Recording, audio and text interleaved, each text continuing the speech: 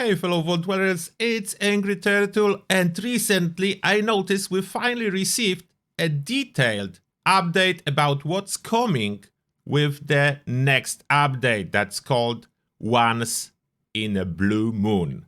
That's a next update, and what we already knew, there are two new events, Safe and Sound, Beast of Burden, that we already know, but now finally the additional improvements and changes behind the scene has been revealed.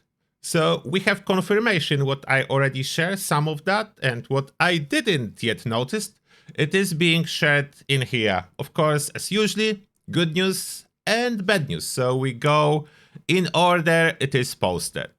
So first, expeditions changes. In this PTS playtesting phase, we have included some adjustments to expeditions and their rewards. The following changes have been made, and I noticed some, but not all of them, so let's see. Players no longer need to charge the Ultrasight battery to run an expedition. That's in my opinion the best one. It was annoying at some point to keep doing the same charging procedure for 10 minutes. Fuel quests are no longer mandatory before leaving for an expedition and are now daily quests with updated rewards that are more in line with other daily quests. So those stay in the game, they are regular daily quests now. Nothing special about those, regular dailies. Players can join an expedition even if they haven't finished the quest Responders Reborn, but cannot start a mission as a leader until they have completed that quest. In my opinion, you should complete that quest first if you are a new player before you will jump on it, as it makes more sense if you follow it in order. But if it's alternative character, I'm happy about this change. Ashes to Fire now grants increased stamps and legendary items. So I will need to investigate that on PTS how much increased, as I wasn't checking, I didn't even notice.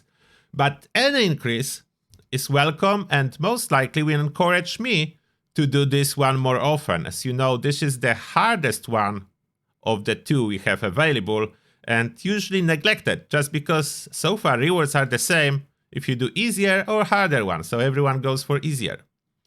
And lastly, we've reduced the stamp cost from vendors on their list items. So I already posted about those price updates, so you were able to see that and improve rewards. Great. The one thing I didn't notice in here, they didn't specify that it's unlimited runs every day. I hope it stays. It's not specified. I hope it's not once a day. Most likely those will be unlimited runs. Currently on public test server, runs are unlimited and every run is returning full rewards. So that is good. Workbench and more descriptions. That I shared with you, the whole overhaul and new settings. Crafting user interface. New gameplay settings show advanced mod descriptions. All mod descriptions have been updated to better reflect the effects the mod grants. Item view and inspection. AP cost and damage over time effects are now shown. That was missing for so long, and that's the best part. We've added new icons to replace the plus and minus indicators when crafting new items. Changes when modding are now color coordinated. This is helpful, like blue, improvement, red, reduction in something. So you can easily tell if you are improving or degrading your weapon. Set bonuses now have an icon indicator next to the effect description. Legendary effects now have the legendary star icon next to the effect description. Extra effects, not normally shown elsewhere, are now displayed below the legendary effects. So I show you that on example was a fixer with very long list what it actually does. So this is awesome. Dynamic values have been added to show the current bonus. This is very good. I was testing that with Blooded and it shows you, depending on your health, how much extra damage you are getting at the moment of looking at the weapon. Let's say you are at 50% health, it will show Blooded gives you 50% damage bonus. Next, balance. The bleed out syringe barrel now deals physical damage instead of poison. If there is anyone who actually uses the bleed out surge, let me know. I didn't show this one for a long time. I only use it myself when I was testing how it works. Burning mods for energy weapons now deal fire damage.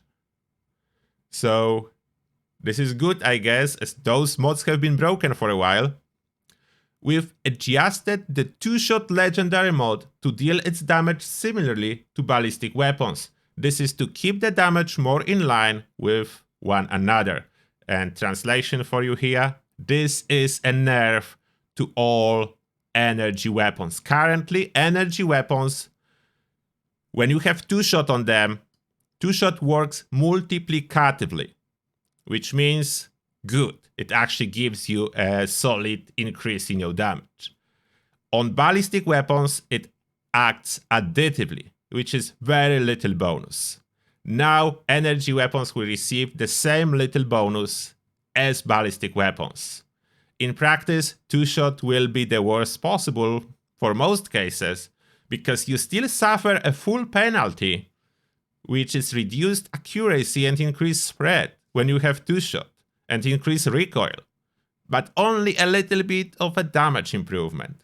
The good news here so far, the explosive weapons are not yet affected, so launchers still work great with 2-shot, but energy weapons will be no more. So my Gatling Plasma, 2-shot Gatling Plasma, that I was farming for and trading for is now useless when this patch will hit. The Blooded will be way better, anti-armor will be way better, junkies, aristocrats, everything will be better than 2-shot. Everything will be better than 2-shot. So that's a bad nerf. To be honest, in my opinion, it should go other way around, because 2-shot carry on such a negative with it. It should be multiplicative for ballistic weapons and all other weapons, not being taken out to reduce it even to the worst slot. So I would go other direction and make it multiplicative for all. And now with extended description, you can even state 25% multiplicative bonus on the description to be clear that this one is different. But it's not the only one that was different. Executioner's legendary effect was multiplicative as well as a 2-shot was for energy weapons. 2-shot will be no more. Executioner still seems to be multiplicative, so we'll see. That's a sad change. Then bug fixes. The Ship Squad Shard special effect now works correctly. The chance to cripple effect now correctly works on all weapons. And this is a mystery I still need to crack. What exactly did you fix? Is it about the 50% more limb damage, or is it about crippling with a perk equipped like Enforcer and a weapon? As I don't know what was bugged, so if you know what that can be, let me know, as I have no idea at this moment. And known issues. So that's one good news. Another good news, there is a lot of good news. Basically one bad is about 2-shot, all other good.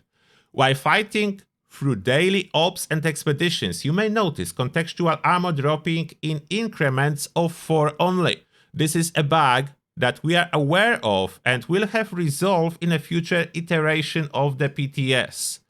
And now, as awesome as it sounds, like all the ammo changes have been unintentional, you could think that what it means, I doubt it, because Broadsider is not dropping in 4s, dropping in 2s. So it's some weapons drop only 4, some weapons drop 20. So it's not a bug like every weapon is dropping 4s. Therefore, I think they intended to do changes and nerfs, and maybe now after negative feedback, they are rolling it slightly back. We'll see what will be the final amount of ammo dropping from expeditions and daily ops. We'll see. So far, I take it as a good sign of slight rebuff or lesser nerf than they initially planned. So that is the good news. And that will cover this article.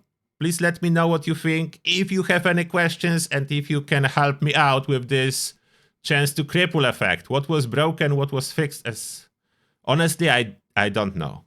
And that being said, Thank you a lot for watching. Have a nice day, everyone, and see you in the next one.